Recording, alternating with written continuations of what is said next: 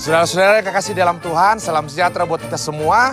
Hari ini kami bersyukur setelah merayakan Natal dengan anak-anak kita yang punya keistimewaan, keunikan di RBM di Tangmentoe. Sebagian dari mereka sudah dewasa, sebagian masih kecil-kecil nih. Kita dukung bersama pelayanan anak-anak kita yang berkemampuan khusus, difabel, ada sekitar 400 lebih anak-anak yang saat ini sedang dilayani. Dan kami mengucap syukur, berterima kasih untuk semua perhatian yang boleh diberikan selama ini.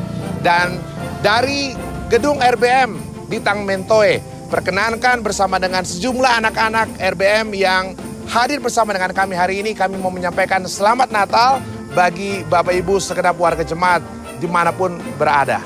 Selamat Natal, Tuhan